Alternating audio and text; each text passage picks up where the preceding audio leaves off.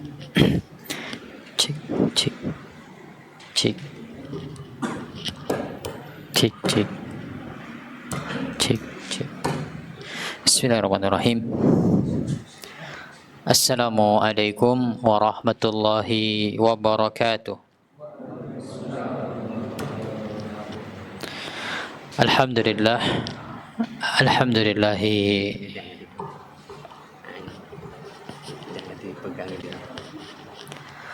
alhamdulillahi rabbil alamin. Wa bihi nasta'in ala umuri dunya waddin. Assalatu wassalamu ala asyrafil anbiya wal mursalin nabiyina Muhammadin wa ala alihi wa sahbihi ajma'in wa man tabi'ahum bi ihsanin ila yaumiddin, amma ba'du. Allahumma alimna ma yanfa'una wanfa'na bima 'allamtana wa zidna ilma.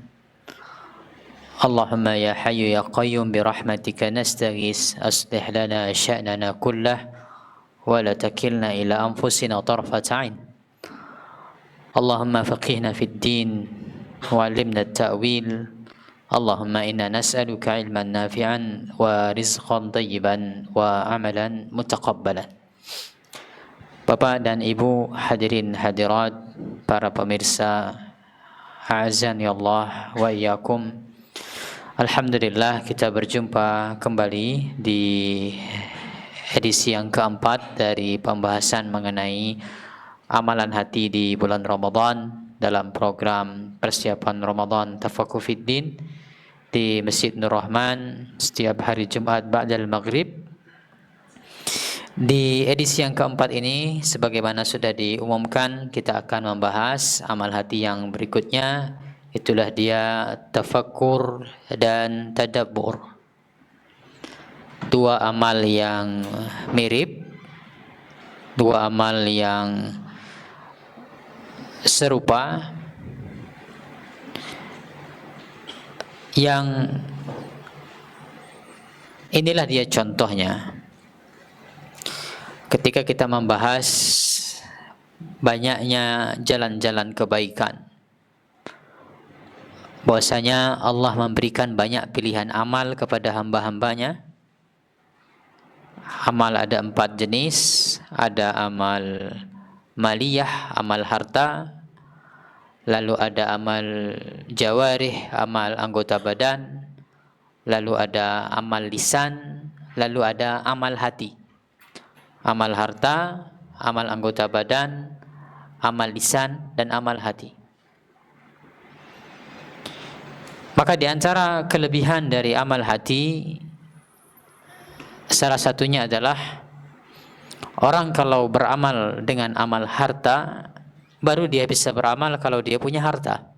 Tidak semua orang bisa beramal dengan harta. Tidak semua orang bisa membayar zakat. Tidak semua orang bisa bersedekah, tergantung daripada kondisi hartanya, kemampuannya. Itulah yang disebutkan oleh sahabat-sahabat muhajirin yang miskin. Zahaba ahlud dusur bil ujur. Pahala itu diborong oleh orang-orang kaya.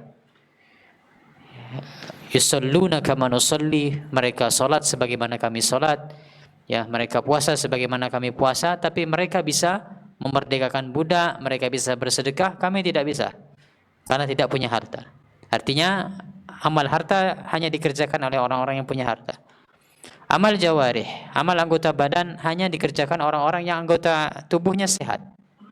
Ketika dia terbaring sakit, tidak bisa menggerakkan tubuhnya, tidak bisa dia mengerjakan amal-amal jawarih. Tidak bisa dia pergi umrah, tidak bisa dia pergi haji kalau tubuhnya tidak sehat.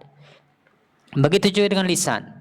Orang yang bisa beramal dengan amal lisan, membaca Quran, berzikir, kalau dia masih bisa menggerakkan lisannya. Ada sebagian orang, misalnya orang-orang stroke, bahkan menggerakkan lisannya dia tidak bisa. Tapi apakah masih ada kesadaran, masih ada pikirannya? Masih ada. Tapi tidak bisa sinkron antara pikiran dengan lisannya. Dia tidak bisa menggerakkan lisannya. Adapun amal hati, Pak. Bagaimanapun seseorang kondisinya, dia terbaring di atas kasur, tidak bisa menggerakkan anggota tubuhnya, tidak bisa menggerakkan lisannya, dia tidak punya harta, tapi selama dia masih memiliki kehidupan dan hatinya masih bisa dia gunakan, maka selama itu dah dia bisa beramal. Ini di antara kelebihan dari amal hati. Apa contohnya? Ini dia. Tafakkur dan tadabbur.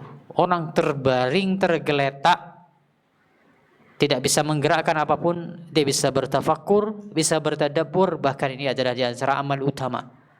Amal yang memiliki keutamaan yang besar yang bisa dikerjakan oleh seseorang. Nah, lalu yang berikutnya sebelum kita membaca nanti, perhatikan Bapak Ibu, amal kita adalah kali ini tafakkur, berfikir, memikirkan tentang tanda-tanda kebesaran Allah, memikirkan tentang nikmat-nikmat Allah. Tapi amalnya amal apa namanya, Pak? Amal hati. Artinya kita berfikir itu menggunakan apa, Pak? Berpikir atau berpikir begini? Dalam Al-Quran banyak sekali ayatnya. Lahum qulubun la yaqiluna biha, kata Allah Subhanahu wa taala. Mereka punya hati tapi tidak memikirkannya. Mereka punya hati tapi tidak mau memikirkannya. Maka kita beriman, Pak. Keimanan orang Islam, orang-orang beriman, karena kita beriman dengan Al-Quran. Akal itu tempatnya di hati. Jantung ini, jantung. Hati itu jantung. Organ yang berdegup itu, bukan liver. Ya, hati itu bukan liver tapi jantung. Qalbun itu adalah jantung yang berdegup. Akal itu tempatnya di situ. Meskipun kata para ulama, dalam dia bekerja, dia butuh bantuan otak. Dia butuh bantuan otak. Dan memang tidak ada secara sains yang membuktikan bahwasanya akal itu tempatnya di otak, tidak ada.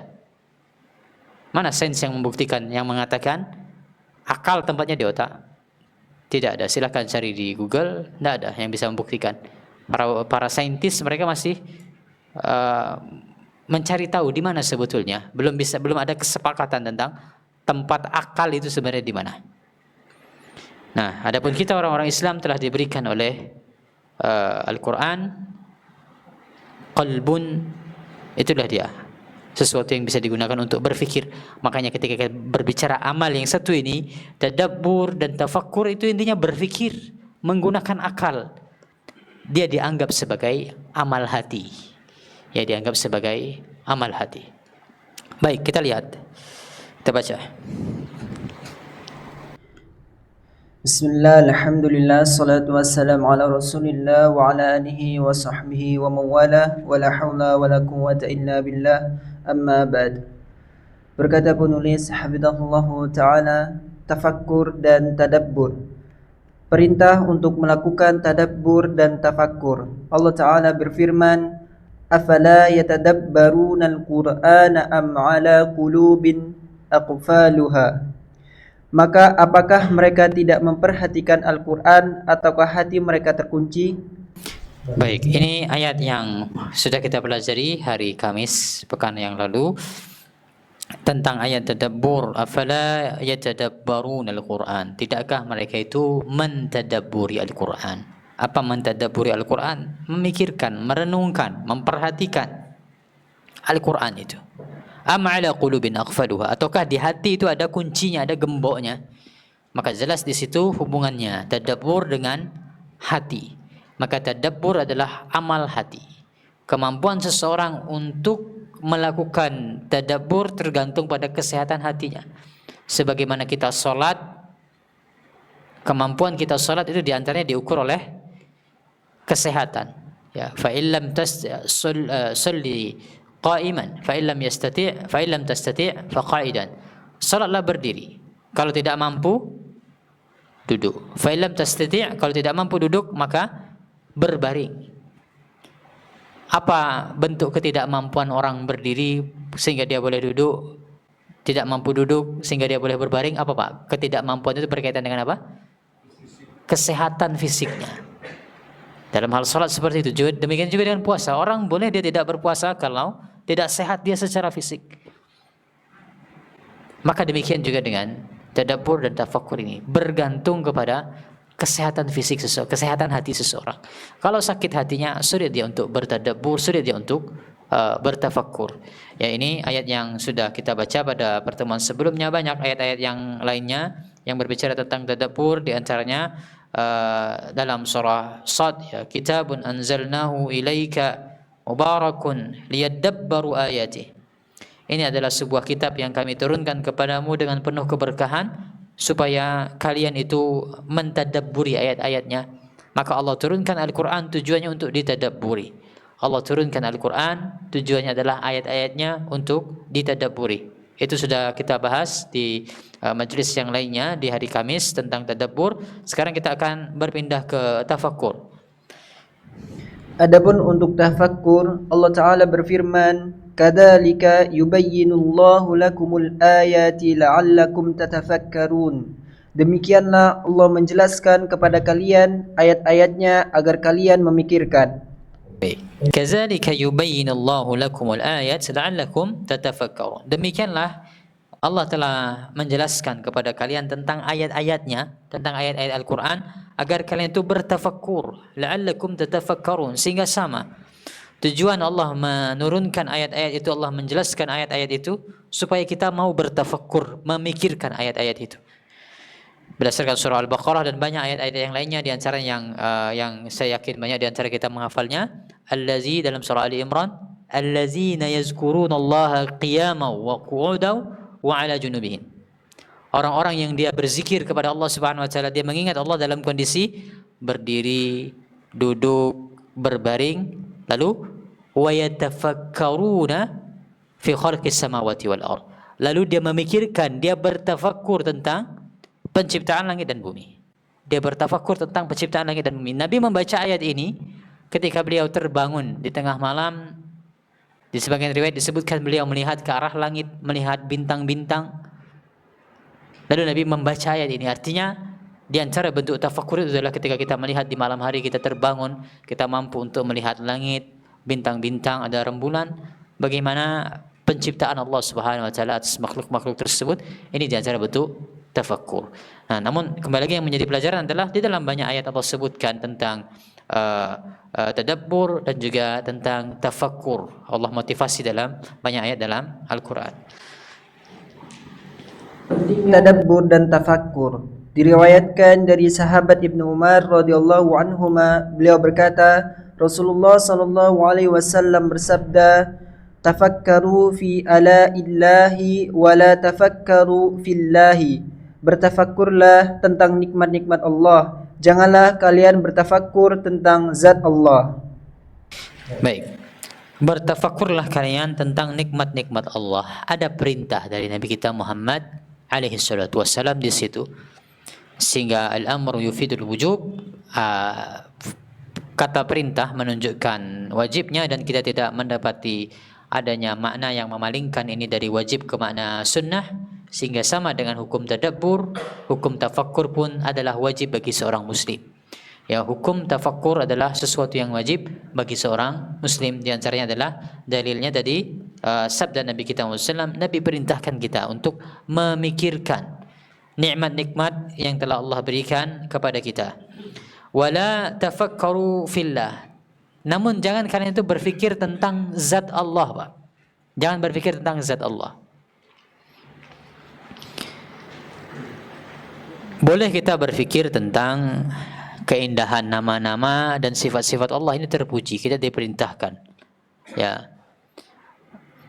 Man ahsaha dakhalal jannah.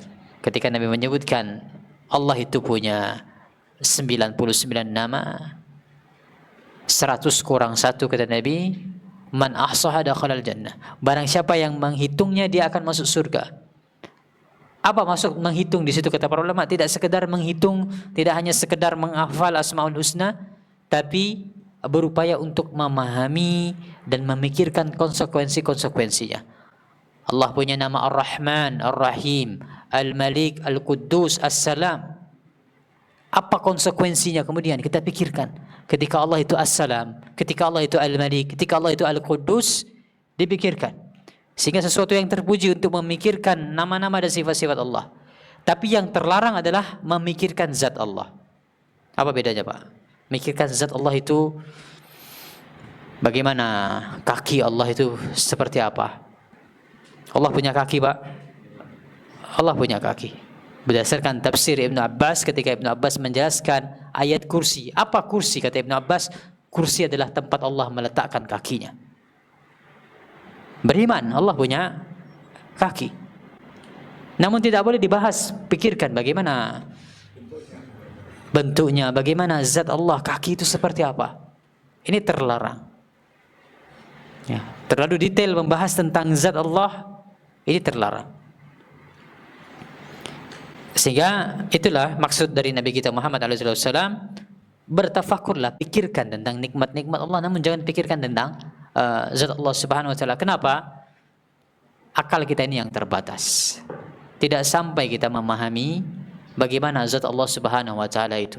Ya, bagaimana zat Allah Subhanahu Wa Taala itu. Saya ingat waktu saya kecil, mama saya bilang banyak orang-orang yang belajar tauhid itu jadi gila katanya. Tapi yang dimaksudkan tauhid oleh mama saya waktu saya kecil itu adalah tauhidnya orang-orang yang sudah terpengaruh filsafat. Tauhid yang terpengaruh filsafat yang dibahas adalah tentang zat Allah Subhanahu Wa Taala. Betul, Pak. Banyak orang yang jadi, ya meskipun tidak terlihat gila berkeliaran di jalan, tapi ada indikasi kelainan akalnya kemudian ketika terlalu berdalam-dalam membahas tentang zat Allah Subhanahu Wa Taala itu. Nah, sehingga ini di antara perintah untuk bertafakkur, pentingnya kita untuk bertafakkur, bahkan ini hukumnya adalah wajib. Ibn Abbas berkata, radhiyallahu anhuma berkata, tafakkaru sa'atin khairun min qiyami lailatin. Bertafakkur sesaat lebih baik daripada qiyamul lail. Tafakkur sesaat lebih baik daripada qiyam al-lail, yaitu menghidupkan malam seluruhnya tanpa tafakkur. Ya, tanpa tafakkur. Nanti akan kita baca lebih jelas.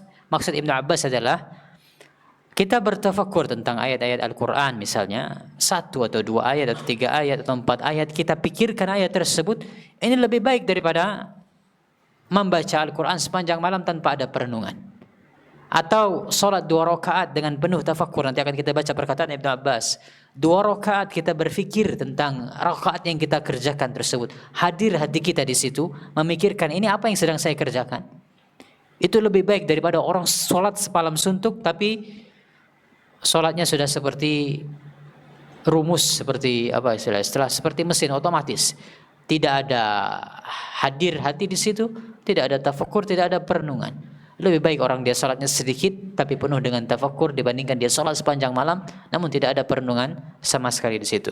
Nah, maka ini diantara pentingnya tafakkur, tafakkuru sa'atin khairun min qiyami lailatin.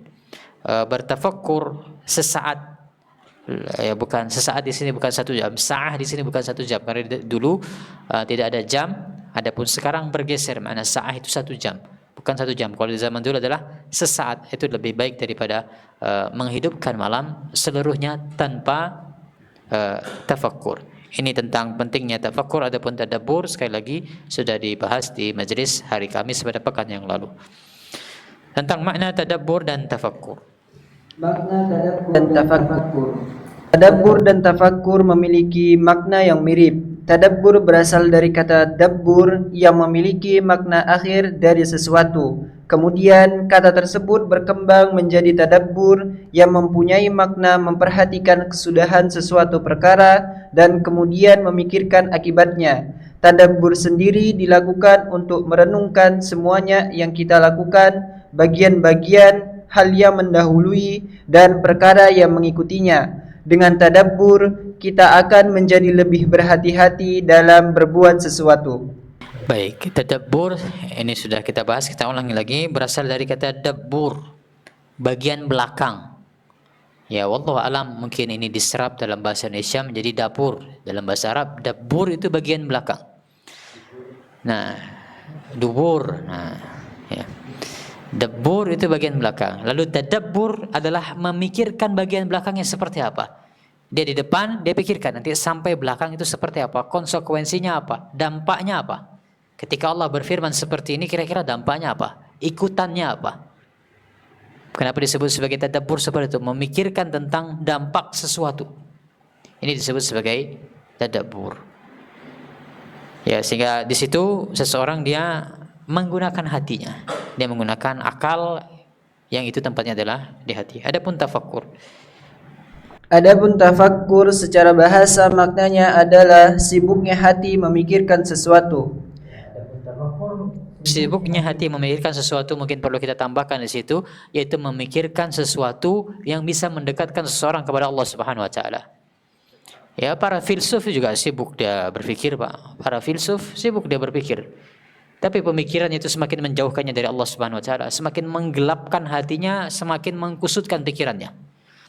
Ya, orang filsafat itu kalau mengerjakan disertasi masuk ke ruangan gelap, sudah berpikir nggak ngapa-ngapain. Itu cara dia mengerjakan di antara proses menyusun disertasi S3. Ya, masuk ke ruangan gelap berpikir. Nanti dia telurkan di disertasinya. Nah, sibuk hatinya berpikir, tapi bukan ini yang dipuji dalam Islam, yang dimotivasi oleh Nabi tadi, tafakkuru kata Nabi SAW. Ya, bukan itu.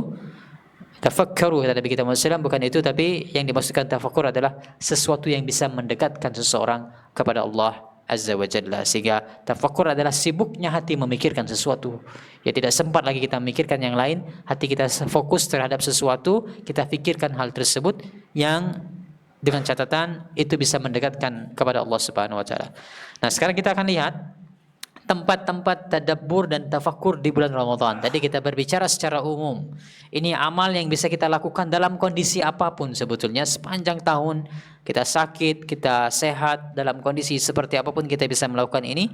Sekarang kita lebih spesifik karena ini persiapan menyambut Ramadan. Amal ini di mana kita mengerjakannya?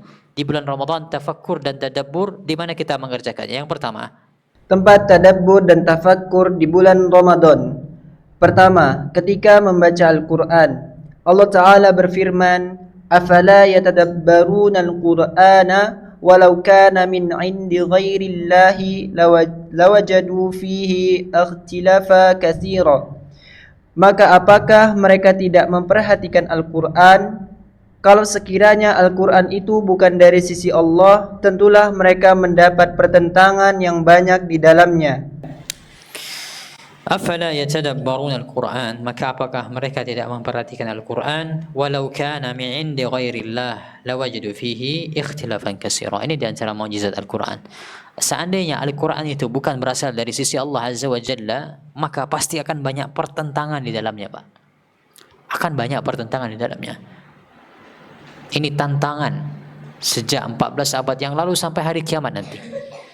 Tantangan dari Allah Subhanahu wa taala. Mana pertentangan di dalam Al-Quran itu tidak ada.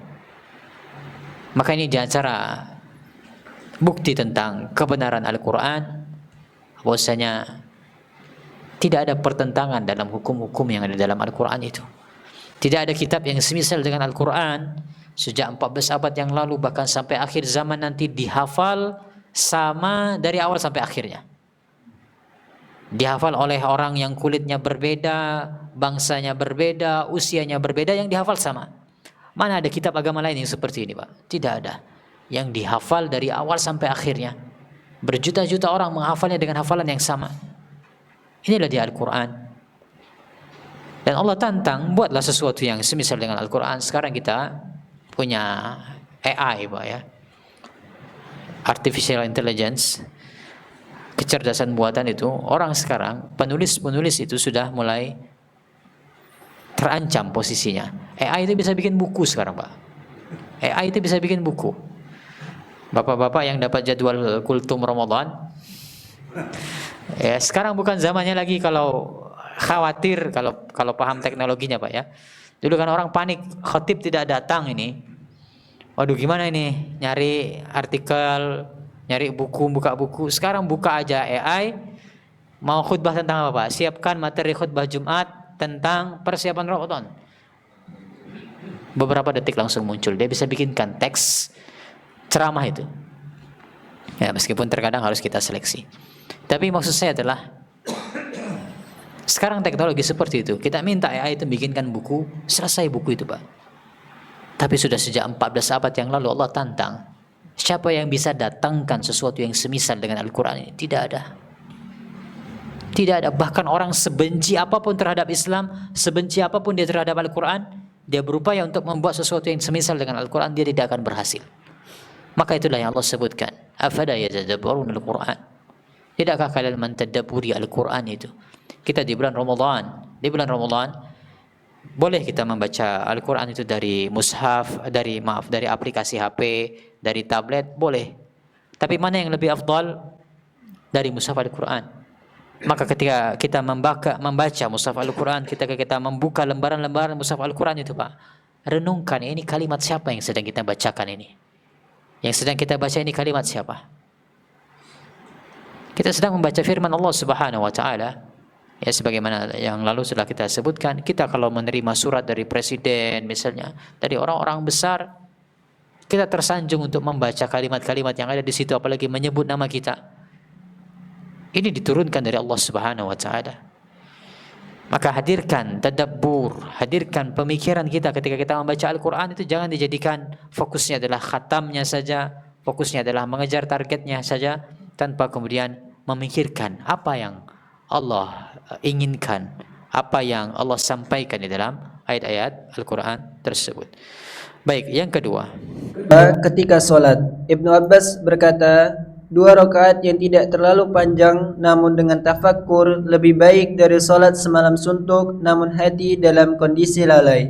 Baik, 2 rakaat yang tidak terlalu panjang, pertengahan, muktasidatani, pertengahan, namun dengan tafakkur, tafakkurin, itu lebih baik daripada sholat semalam suntuk namun hati itu kosong.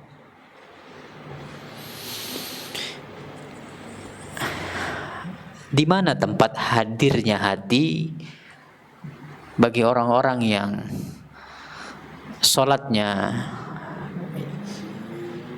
yang begitu cepat itu, Pak, yang viral kalau Ramadan, beredar lagi videonya ya. Saya bahkan tidak bisa mencontohkan. Ada sebagian orang dia bisa mencontohkan bagaimana seperti dia berkumur-kumur membaca Al-Fatihah itu, tiba-tiba dhalin saja. Toha, Allahu Akbar, sami Allahu liman hamidah, Allahu Akbar, Allahu Akbar, Allahu Akbar, Allahu Akbar, Allahu Akbar. Di mana dia meletakkan hati di situ? Di mana dia bertafakkur di situ? Tidak ada. Apa yang dikejar? Seandainya mereka mau sholat cuma 2 rakaat saja, tarawih cuma 2 rakaat, boleh tidak? Boleh. Seandainya mereka hanya mau mengerjakan sholat tarawih 2 rakaat, tapi dengan hati dibandingkan 23 rakaat yang mereka kejar itu jauh lebih baik. Jauh lebih baik. Bahkan semalam suntuk mereka sholat seperti itu. Ya, katakanlah dapat berapa? 1000 rakaat dengan kecepatan seperti itu, dibandingkan dengan 2 rakaat yang dengan penuh pemaknaan, itu lebih baik. Maka ini menjadi nasihat kita. 11 rakaat itu bagi kita sudah ideal lah. Ya, kebiasaan kita di Indonesia salat 11 rakaat sudah ideal.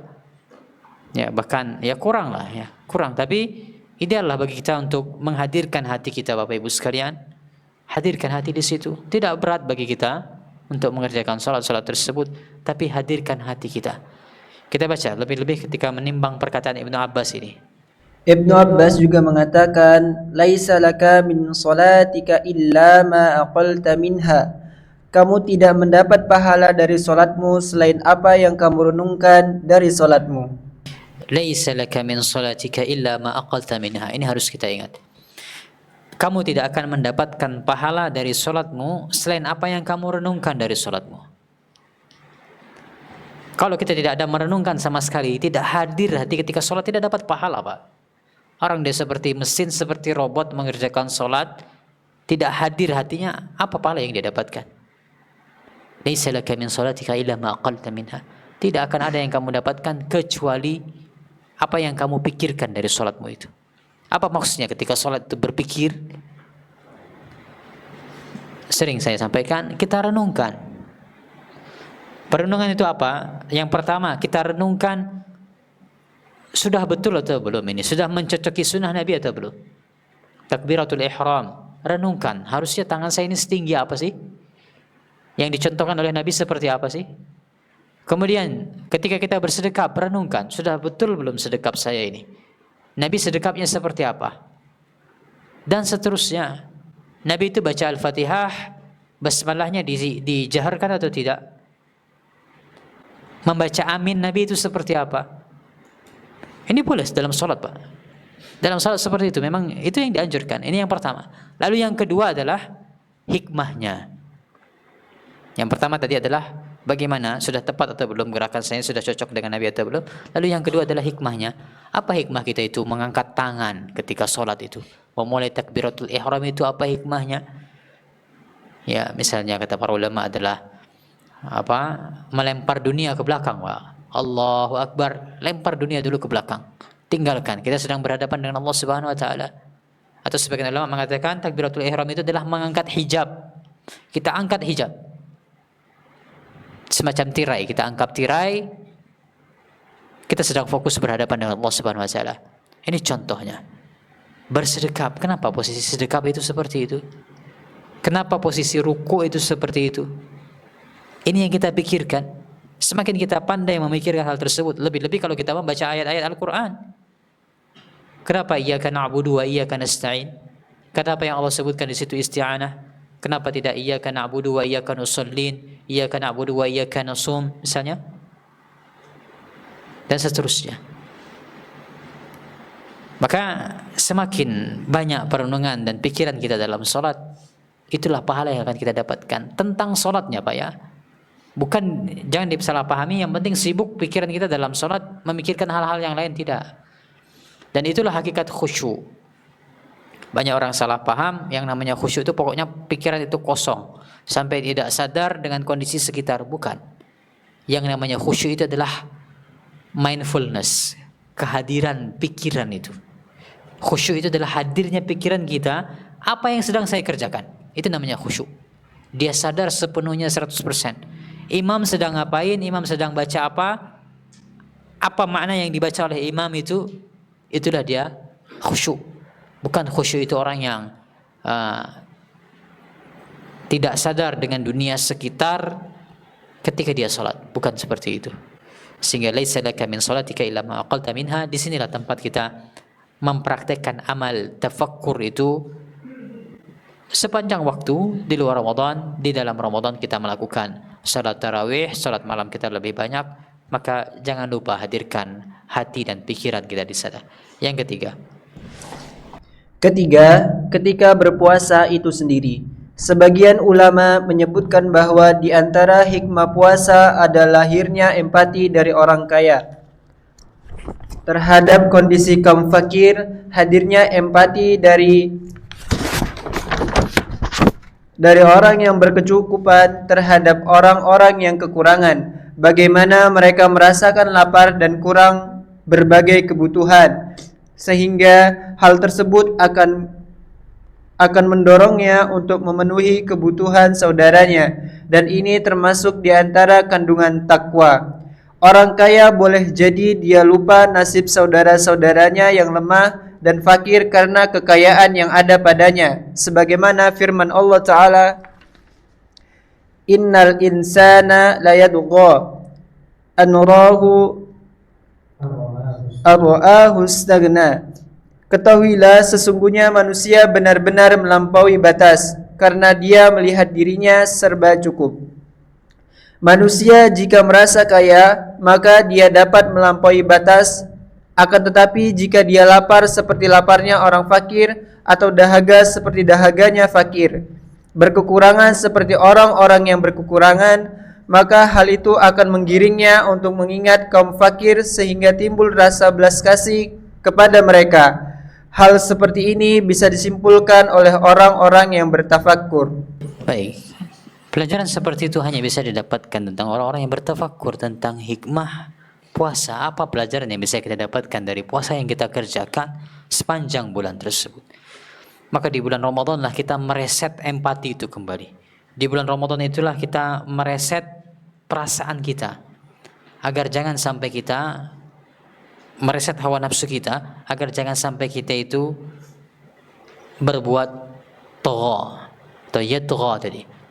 Kalla innal insana la yatgha. Manusia itu melampaui batas. Ya ketahuilah bahwasanya manusia itu melampaui batas. Apa sebabnya? Ar-ra'ahu istaghna. Ketika dia melihat dirinya itu berkecukupan. Allah ingatkan kita dengan Ramadan ini, Pak. Allah ingatkan kita dengan Ramadan ini. Dengan rasa lapar, dengan rasa haus tersebut, kita diingatkan kembali, jangan kemudian berlebih-lebihan.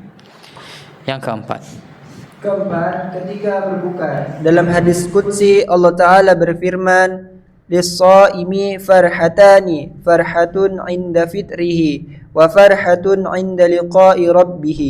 Bagi orang yang melaksanakan puasa ada dua kebahagiaan. Kebahagiaan ketika berbuka dan kebahagiaan ketika bertemu dengan Rabb-Nya. Pikirkanlah bagaimana kondisi perjumpaan dengan Allah Ta'ala.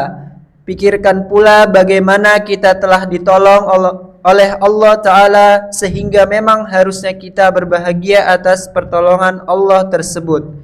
Rasulullah sallallahu alaihi wasallam bersabda, "Wallahi laulallahu ma tadaina wala sumna wala sallaina." Demi Allah, seandainya bukan karena Allah, kami tidak akan mendapatkan hidayah, kami tidak akan berpuasa dan tidak pula mendirikan salat. As-shaimi farhatan. Bagi orang-orang yang berpuasa, mereka punya dua kebahagiaan. Kebahagiaan ketika berbuka itu, apa maksudnya kebahagiaan ketika berbuka? Sudah kita jelaskan di hari Sabtu yang lalu. Bahwasanya yang pertama di pelajaran hari Sabtu, bahwasanya yang pertama bahagia kita bisa makan, bisa minum lagi setelah kita dilarang seharian. Kita berbahagia dengan hal tersebut. Lalu kebahagiaan yang kedua adalah bahagia kita itu masih ditolong oleh Allah Subhanahu wa taala. Allah masih memilih kita sebagai hamba-hamba yang diberikan taufik, diberikan kemampuan untuk menyelesaikan puasa. Harusnya dengan hal seperti itu kita berbahagia. Ya. Dengan hal seperti itulah harusnya kita berbahagia. Allah masih menolong kita. Alhamdulillah selesai puasa hari ini. Masih diberikan taufik dan pertolongan oleh Allah Subhanahu wa taala. Karena itu semua murni adalah pertolongan dari Allah Subhanahu wa taala. Lalu kebahagiaan yang kedua adalah kebahagiaan ketika berjumpa dengan Allah Subhanahu wa taala. Bagaimana kita bahagia, Pak? Berapa kita berpuasa di Jogja ya? 11 jam, 12 jam. Tidak boleh makan dan minum. Akhirnya berjumpa dengan waktu berbuka, bahagia.